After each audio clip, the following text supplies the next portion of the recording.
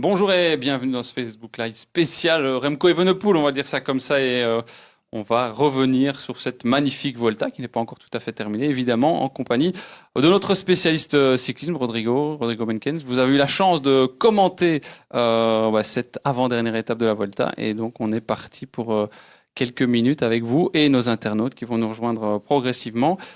Et leurs questions. Donc, Rodrigo, quelle est déjà la première sensation pour vous? Puisque c'est un jour que la Belgique du vélo attend depuis très très longtemps, 1978, si les chiffres sont bons. Oui, mais ce sentiment de beaucoup de maîtrise chez Remco Evenepoel qui n'a jamais été mis en difficulté véritablement au cours de cette dernière étape, qui a pu jusque très près de l'arrivée bénéficier de la quasi-totalité de son équipe.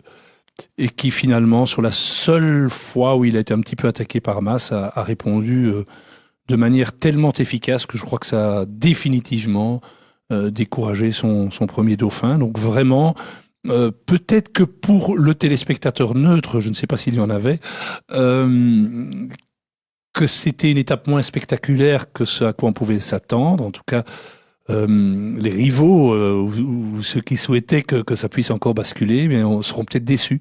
Mais je crois que c'est surtout que Remco a très vite découragé ses adversaires, ou faut-il dire son adversaire encore dans cette Vuelta.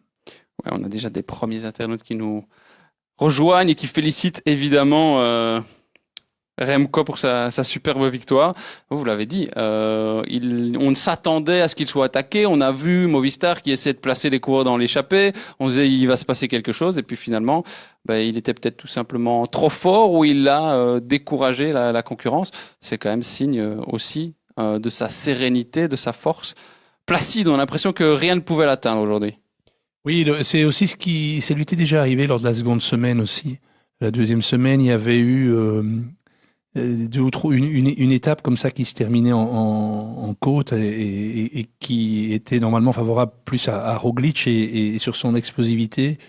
Il les avait devancés et il avait déjà à plusieurs reprises, déjà en imprimant un rythme comme ça, découragé les attaques de ses adversaires. Moi, j'ai l'impression que c'est ça. Et puis n'oublie pas, le public belge et moi, en tant que commentateur belge, on n'était pas habitué assez à souligner ça. C'est tout ce qui se passe à côté, tous les enjeux qu'il y a. Et finalement, cette multiplication des enjeux était encore un élément favorable à Remco. Vous avez vu qu'à un moment donné, Lopez, quatrième attaque, tout de suite c'est Ayuso, troisième qui y va. Tout le monde se regarde pour ses propres positions. Almeida avait compris qu'il fallait y aller pour ne pas que Rodriguez revienne, pour aussi gagner une place. Donc, vous voyez, il y a d'autres enjeux, même moins visibles, le classement par équipe. Il y a eu le classement de la montagne qui a fait sortir Carapace de sa coquille, si j'ose dire. Donc, il y a plein d'éléments qui font que dans une fin de tour, il y a beaucoup de raisons qui font qu'on n'attaque pas toujours le leader. Et peut-être que la raison principale, c'est qu'on n'a pas les jambes pour le faire. Aussi. Alors, on vous dit aussi que c'était un plaisir de vous retrouver aux commentaires. Ça fait partie des commentaires. Beaucoup. On a beaucoup de commentaires et même de déclarations d'amour. On t'aime, Remco de Sephora. N'hésitez pas à poser vos questions. On pose aussi des questions sur la force de l'équipe. On est déjà dans la prospective chez certains de nos internautes, avec notamment la question de est-ce que l'équipe ne doit pas être plus forte si on veut un jour viser la victoire dans le Tour de France. C'est une question de Patrick Plumat. Ah, je suis absolument avec d'ailleurs encore un grand coup de chapeau à tout ce que cette équipe a fait sur cette Vuelta et chaque élément individuellement a vraiment été peut-être au-delà de ce qu'on pouvait même attendre d'eux. C'est cette façon sans doute de se sublimer dans la victoire, parce qu'aucun des équipiers de Remco n'avait jamais non plus été dans la situation de faire gagner un leader, à part peut-être Vorvac. Qui l'a fait, mais il était encore tout jeune et qui a abandonné avant la fin lors d'un grand tour au service de Dumoulin. Mais donc, c'est clair que si l'objectif suivant, c'est de gagner dans 1 an ou dans 2 ans le Tour de France, ou en tout cas de faire la compétition, de se juger par rapport à Pogacar, par rapport à Vingegaard, par rapport à, on l'espère, son retour à un Bernal, il faudra une équipe beaucoup plus forte. Ça, c'est sûr. Et surtout avec beaucoup plus d'expérience. D'ailleurs, dans des interviews qu'il nous a accordées cette semaine, Patrick Lefebvre disait qu'il n'y aurait sans doute pas de renfort cette année parce qu'il n'y a pas grand monde sur le marché qui peut vraiment venir renforcer l'équipe, que ça serait pour les années suivantes. Et c'est peut-être, si on lit entre les lignes, la raison pour laquelle il ne souhaitait pas que Remco aille directement sur le Tour de France l'année prochaine, parce que l'équipe ne serait peut-être pas assez forte pour l'encadrer. Oui, enfin, moi, je pense qu'il y a différents enjeux. Manifestement, ce soir, Patrick Lefebvre, il a envie que son coureur aille en 2023 au Tour d'Italie. Je ne suis pas certain que Remco Evenepoel soit de cet avis. Je pense qu'il doit piaffer d'impatience. Maintenant qu'il a fait ceci, moi, je pense qu'il a envie de se frotter, il a envie de savoir ce qu'il peut faire face à Pogačar et face à Vingegaard. C'est évident. Donc, est-ce que le mettre au Giro, ça va lui donner moins de pression parce que, soi-disant, le Giro, c'est moins de pression que le Tour de France? Moi, je vous dis que si Remco est 3e du Tour de France, ça aura plus de valeur que s'il est 2e du Giro. Il aura de toute façon la même pression avec la victoire qui se dessine. Il aura la même pression en allant sur le Giro que sur le Tour de France. Donc, moi, je respecte les choix. Moi, j'aurais préféré qu'on ait une réponse plutôt dans le style, on va attendre d'avoir la présentation du Tour, on va regarder, parce que il est évident que si on a, comme les Français nous y habituent, 20 kilomètres contre la montre individuelle sur l'ensemble du Tour, et qu'on a beaucoup d'arrivées dans des cols au-dessus de 2500 mètres, et que c'est l'inverse au Giro, alors allons au Giro. Mais il faudra quand même bien un jour que les organisateurs du Tour de France se décident à faire un peu plus de kilomètres contre la montre. Et donc, à ce moment-là, s'il y a 80 kilomètres, on va pas aller jusqu'à arriver d'en avoir 150 comme au Tandino ou 120 comme au Tandindurain. Mais à ce moment-là, vous savez, ce que Remco, tout l'avenir pour Remco, c'est de voir l'équilibre qu'il va y avoir entre le temps qu'il pourra gagner dans les chronos. Ça sera pas immense par rapport à Pogačar, à Vingegaard, mais un petit peu. L'équilibre entre ce temps qu'il peut gagner et ce qu'il risque de perdre pour le moment sur les longs cols en altitude. Voilà, mais ça peut être 20 secondes d'un côté, 30 secondes de l'autre, 40 secondes d'un côté. C'est ça qui va être intéressant dans le futur. Donc, moi, j'aurais préféré qu'on attende de voir les deux parcours et qu'on mette Remco là où le parcours est le plus intéressant pour lui.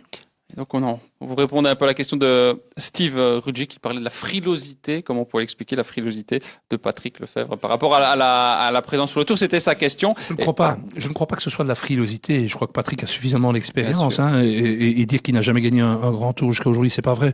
Il n'était pas directeur sportif, il était directeur sportif, il n'était pas encore CEO, mais il a quand même connu Rominger du temps de la Mapei. 94 et 96, Giro et Vuelta. Donc attention, non, moi je crois simplement que Lefebvre est conscient qu'il doit renforcer l'équipe. Maintenant, il y a des choix qui ont été faits avant. Alors, beaucoup de respect pour Merlier, mais si on va transférer Merlier, on a besoin de gars pour emmener Merlier. Et quelle est l'équipe ni dans l'équipe de Pogačar, ni dans l'équipe de Bernal, ni dans l'équipe de Vingegaard, vous n'avez deux sprinters. Vous me direz, oui, Van Aert et Kooi, mais Van Aert est plus qu'un sprinter. Chez Jumbo et Kooi est encore un jeune qui arrive. Mais donc il faut faire des choix à un moment donné et ce serait une question financière probablement. Maintenant, dans l'état actuel des choses, que même avec l'arrivée de Soudal, que Quick-Step ait moins d'argent que Jumbo, que Emirates, c'est une évidence. Mais est-ce que la victoire aujourd'hui d'Evenepoel, mais je sais qu'on est en pleine crise, mais est-ce que ça ne va pas ouvrir les portes? Est-ce que demain il va pas y avoir un sponsor qui, vous savez? Aujourd'hui, nous les Belges, on y croyait, on l'espérait, mais le monde entier découvre que Remco Evenepoel, c'est ça la différence entre ce qu'il y avait ce matin et aujourd'hui.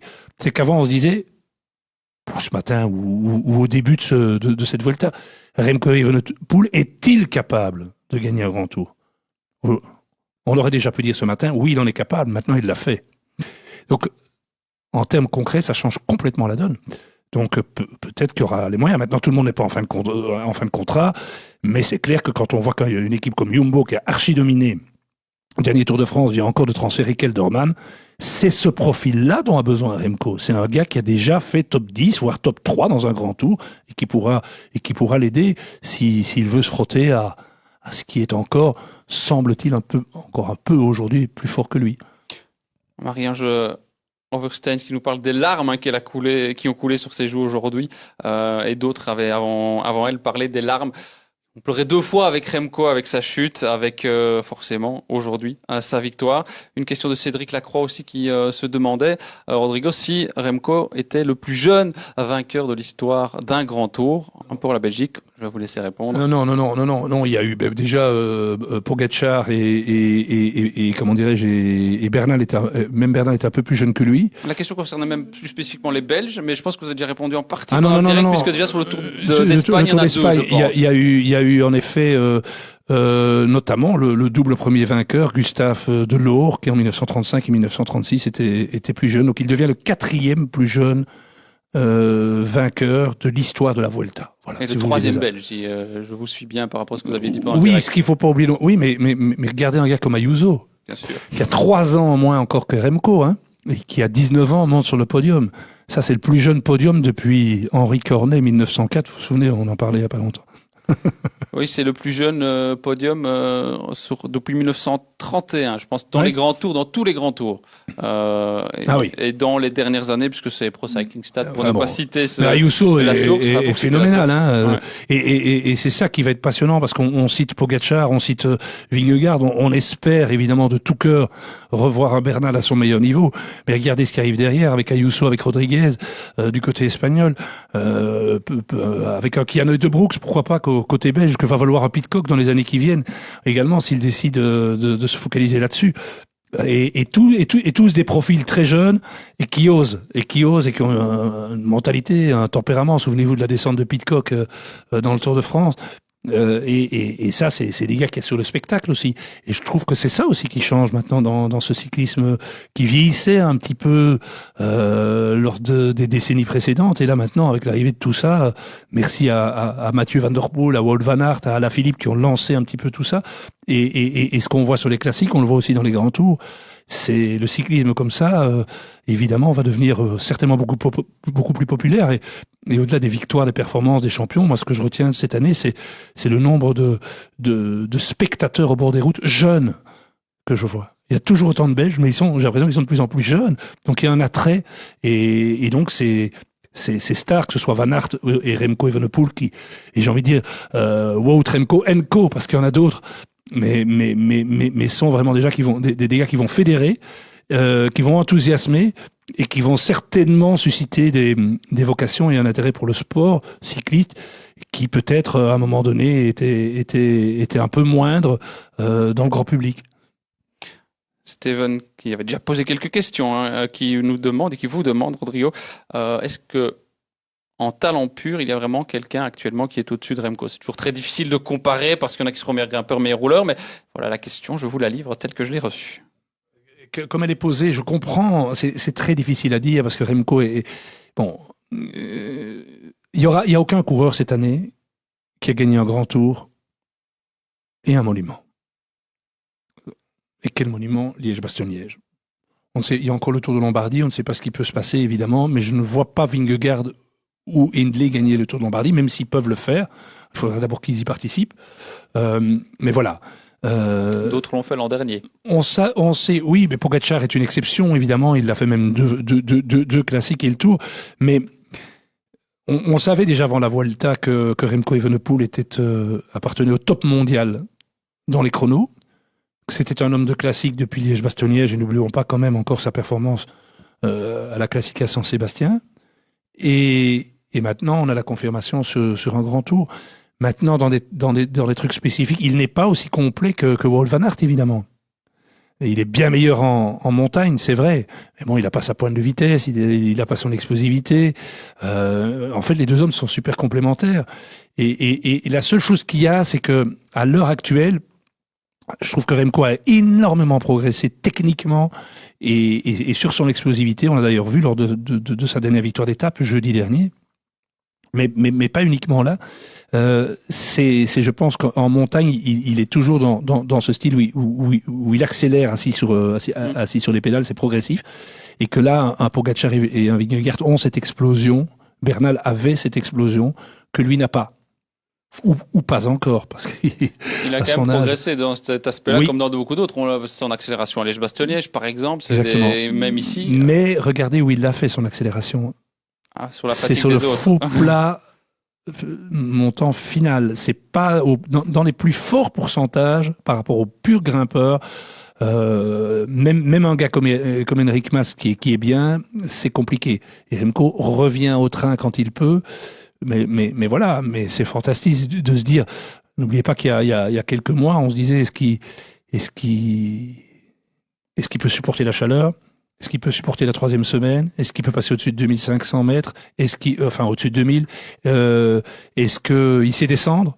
On a déjà vu dès le début de la saison autour du Pays Basque à quel point il avait progressé là-dessus. Rappelez-vous, il y a un an, il y avait encore des gens qui disaient Remco, il sait pas rouler à vélo, quoi. Il ne sait pas descendre, il pourra jamais gagner, il ne sait pas descendre. Ici, il a fait cette année toutes les descentes que je l'ai vu faire ont été absolument parfaites, impeccables. Les questions arrivent, hein. On va essayer de répondre à un maximum, notamment celle de Johan Richard. On a déjà parlé du Tour de France 2023 et de la possibilité qu'il y a. Vous avez dit que ça lui reviendrait, entre guillemets. C'est ce que Patrick Lefebvre a dit aussi dans les différentes interviews qu'il nous a données. Sam Henrion nous demande combien d'années, et je vais grouper deux questions, il faudrait à Quick-Step pour construire une vraie équipe de Grand Tour. Et c'est également le gars de Thomas Bourlon qui demande qui pourrait venir renforcer la garde rapprochée, on va l'appeler comme ça, de Remco Evenepoel. Mais commençons par la fin. La garde rapprochée, n'oublions pas qu'ici, on avait quand même un Van Wilder qui débutait, qui avait moins d'expérience sur les grands tours encore que Remco, puisqu'il avait abandonné la première étape de son premier grand tour qu'il avait disputé avant cela. On avait un Julien Alaphilippe qui est vite parti. On avait, n'oublions pas, un Masnada qui n'a jamais été à 100%. Donc, dans le groupe, moi, je crois qu'un Maury Van Sevenant, par exemple, est un gars qui peut, à côté de Van Wilder, avoir un rôle super. Mais on reste avec des gars très jeunes. Donc, c'est ce que je disais. Il faut un profil d'un gars plus expérimenté. Un profil s'il faut citer des noms, mais je dis pas que ça doit, de toute façon, ils sont pas disponibles sur le marché, hein. Ils sont pas libres de contrat, mais un Kelderman, un Isaac Guiré, je parle de celui de la Cofidis, hein, Yon, voilà, peut-être ce genre de coureur-là. Maintenant, la première question, pour moi la plus importante, combien de temps faut-il? Ben, moi, je pense qu'il faut se dépêcher. Parce que quand Remco sera en fin de contrat, je peux vous assurer que ce soir, il y aura déjà des demandes, hein.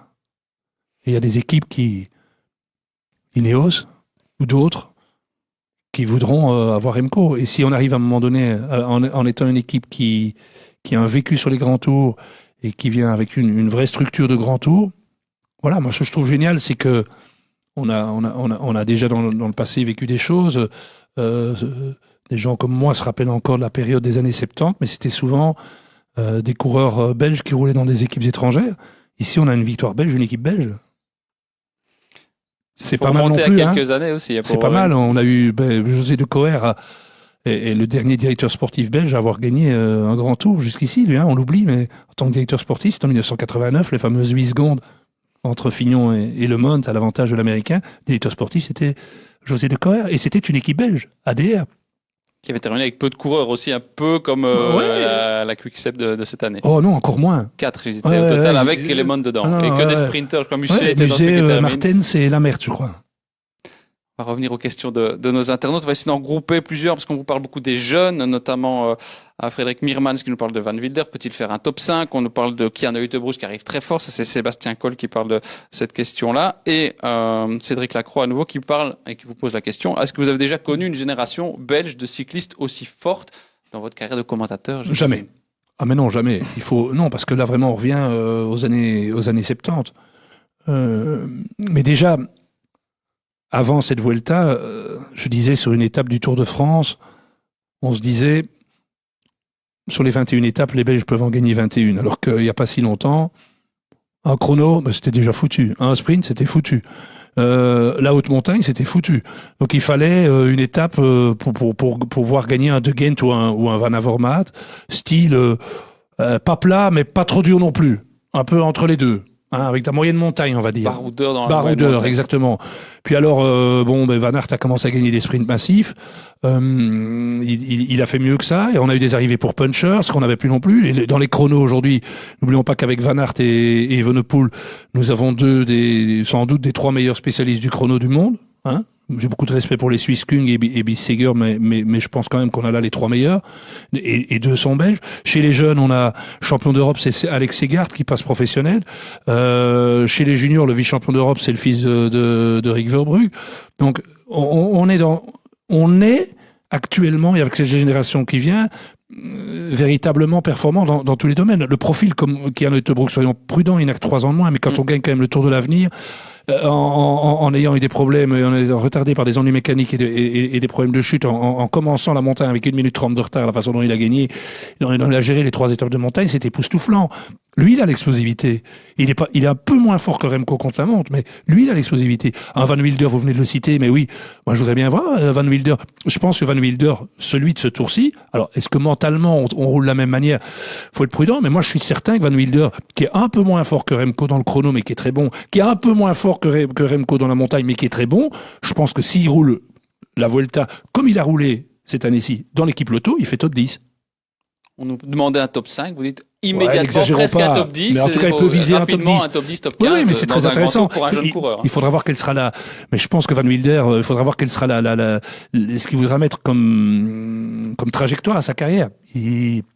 Il doit pas décider tout de suite, mais je pense qu'année prochaine, on va par exemple peut-être, moi je pense qu'il faut pas dissocier le duo, il faut peut-être le garder, mais aussi lui dire tiens, tu vas aller sur telle petite une belle course par étape pour une semaine, si possible avec un chrono, où on va te mettre pour essayer de jouer la gagne. Mais c'est formidable de pouvoir faire ça. Donc c'est clair. Je parlais de Van Aertveldt. Qui est aussi pas un gars qui va perdre beaucoup de temps dans les chronos, qui grimpe super bien. Et n'oublions quand même pas, moi j'ai toujours, ça me fait toujours la peine de l'évoquer, mais n'oublions quand même pas que le meilleur grimpeur de tous, c'était Björn Lambrecht, qui fait partie de cette génération et qui grimpait mieux que tous les gars qu'on vient de citer. Et on n'oublie pas Kras qui devait faire un bon résultat normalement pour l'auto, qui est tombé en début de tour. Il y a un petit cran en dessous, d'accord, mais ça reste dans la globalité. Quelques grimpeurs. Et on a des jeunes Moniquet, on a des gars qui grimpent super bien. Fred Van Den Hove qui nous propose comme renfort, je ne sais pas ce que vous en pensez, Rodrigo, un Thibaut Pinot qui pourrait jouer un rôle que vous expliquiez, de capitaine de route, d'expérience, de quelqu'un qui a déjà joué la victoire dans un grand tour, qui est un petit peu en retrait, dont on a lu les déclarations très élogieuses au sujet de Remco. Oui, peut-être. Moi, j'y crois pas du tout. Je pense que Pinot, c'est un électron libre. C'est une très bonne mentalité. J'en suis sûr. C'est quelqu'un de très attachant. Mais moi, vous avez trouvé qu'il a été très utile à Gaudu sur le Tour de France, Pinot? Non. Je crois pas que ce soit le profil, ou alors Pinot change complètement sa façon de faire. Mais je crois que Pinot prend du plaisir en étant un électron libre, en essayant de gagner des étapes. Mais on voit quand même que c'est plus compliqué cette année. Petit clin d'œil à Kevin Copenhaut pour dire que Remco est vraiment rassembleur, qui dit j'ai presque pleuré pour un mauve, sous-entendant j'imagine qu'il est supporter du Standard, mais voilà. Mais vous avez vu les 2 couleurs qu'il a? Oui. Maillot rouge et maillot blanc. Donc c'est ça aussi qui est symbolique, je disais. Il est rassembleur. Et puis on peut même pousser le bouchon un peu plus loin. Le maillot Quick-Step est bleu, pas bleu et noir, mais enfin bleu, ça. Les bourgeois et les gantois ne doivent pas. Les vélos sont noirs. Oui, c'est vrai. Oui, c'est juste. C'est très juste. Donc c'est très que le Brugge aussi. Oui, vous avez raison. Robin qui vous demandait un petit peu comment vous analysiez la très bonne gestion d'une équipe Quick-Step pendant 3 semaines, une équipe comme on l'a déjà répété, qui n'est pas expérimentée sur ce genre de course de 3 semaines. Le staff non plus, vous l'aviez pointé dans certains de vos commentaires, même tous les directeurs sportifs, il n'y en a pas beaucoup qui ont cette expérience-là. Alors, comment ont-ils trouvé la formule magique? Il n'y a pas tant. Je pense aussi, alors que la figure centrale, c'est le leader. Je dis que c'est Remco qui a su rassembler, qui a su motiver, qui a su faire en sorte qu'ils se subliment tous. Je crois que, comme vous l'avez bien dit, on est avec une équipe. Remco n'avait jamais disputé une 3e semaine. Il y avait tellement d'inconnus. Comment lui allait-il pouvoir faire pour essayer d'abord d'avoir ce maillot, puis de le défendre et de le garder? Comment ses équipiers allaient-ils l'aider? Eux aussi, aucun n'avait jamais été dans cette situation-là de défendre un maillot. Et comme vous l'avez dit, une direction avec des gars très compétents, mais qui sont tous des gars qui ont fait des classiques, les Peters, Holm, Lodewijk, Van Bont et tout ça, des gars qui n'ont jamais fait en dessous d'une 80e place au classement général d'un grand tour. Donc là, peut-être aussi qu'il faudra ça. Peut-être aussi. Je pense à un moment donné, ce sera utile, quoique, regardez, chez Jumbo, y a-t-il quelqu'un, mais c'est encore discutable, mais je pense que ce serait important d'avoir des gens qui pour aller encore un petit peu plus haut, parce que c'est ça qui est dingue, c'est qu'en fait Remco ne doit pas aller beaucoup plus haut, mais quelle est encore sa marge de progression, quelle est sa limite, parce que la façon dont il a progressé depuis cet hiver, depuis l'année dernière, c'est dans tous les domaines. Il n'y a pas un domaine où il n'a pas progressé. Et ça, c'est dingue. Ça prouve aussi qu'il a beaucoup bossé. Et n'oubliez quand même pas que son hiver précédent, il n'avait pas pu le faire. C'est le premier hiver où il a pu se préparer aussi, sans encombre, sans problème. Ni dans sa tête, ni dans son corps. Ça change quand même énormément de choses. Et alors, le Liège-Bastogne-Liège fut un déclic pour lui, parce que là, il l'a fait. Vous avez entendu la première chose qu'il a dite aujourd'hui. Il est quand même revenu sur les critiques. Ça veut dire quand même que c'est un garçon, certains passent au-dessus, d'autres feignent de passer au-dessus. Lui, il ne passe pas au-dessus. Il ne se cache pas. Et il n'a pas peur de le dire. Ça m'a blessé, ça m'a fait mal.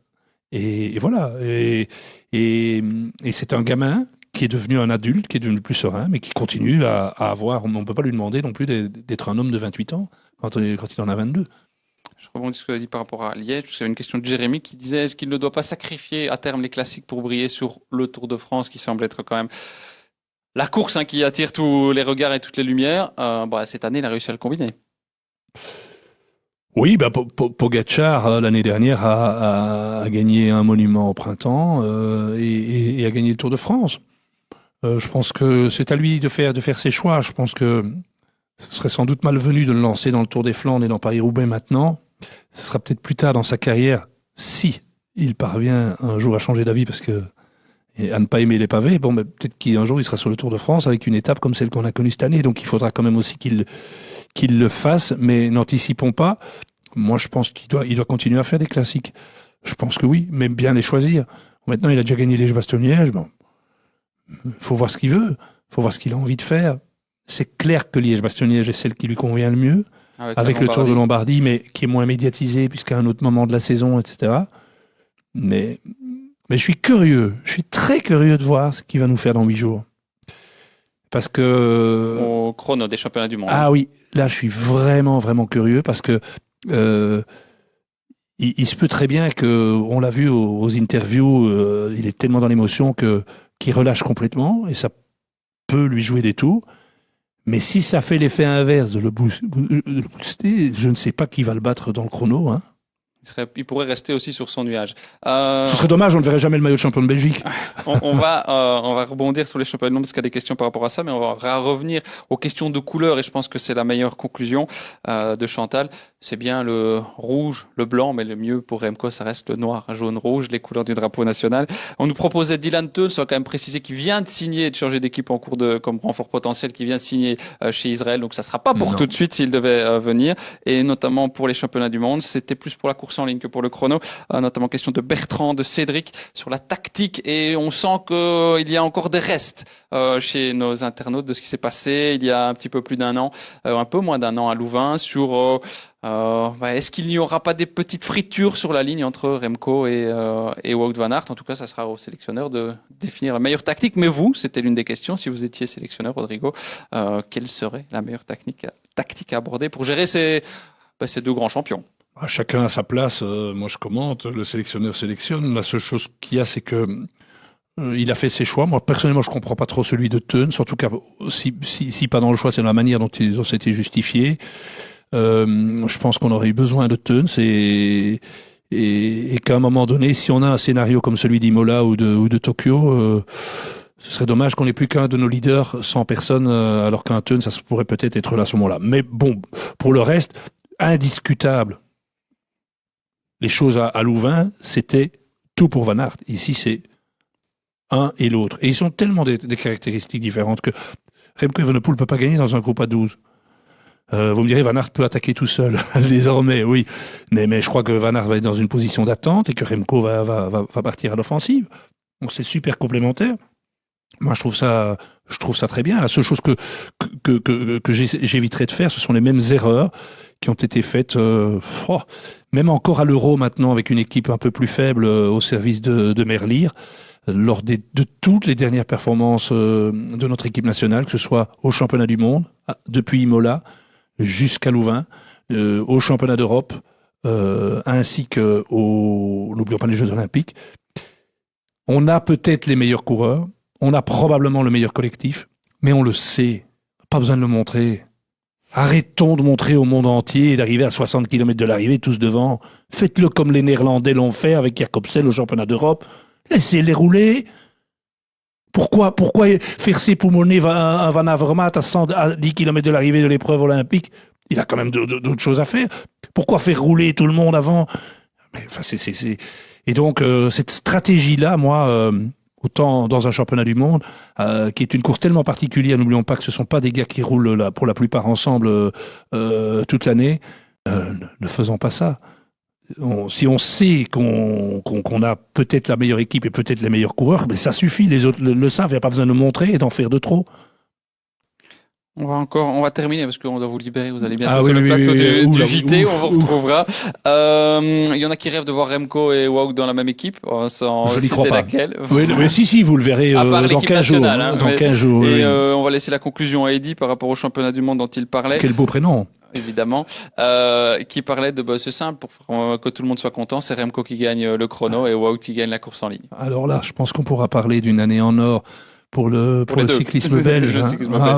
Oui, parce que de nouveau, ce qui est formidable, c'est que c'est Wout Remco Enco. C'est que ce ne sont pas deux arbres qui cachent la forêt. Et la forêt, elle a de plus en plus de feuilles, de belles feuilles. Ça va devenir un site classé, la forêt, parce que franchement, ce qu'on voit qui arrive derrière, un Arnaud Delis, c'est phénoménal. Dans un tout autre registre, mais voilà encore. Et c'est aussi marrant le vélo. Aujourd'hui, on est en train de tout changer. La plupart des bons coureurs d'expression néerlandophone se tournent vers les classiques plus de type wallonne.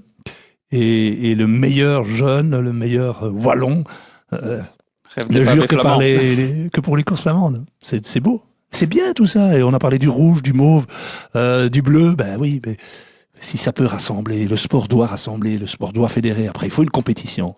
Mais qu'ils fédèrent, les gens, c'est ça qu'ils veulent, c'est prendre du plaisir, c'est voir des athlètes qui s'affrontent dans le respect, parce que ça c'est important. Et quand je dis respect, c'est à tous les niveaux.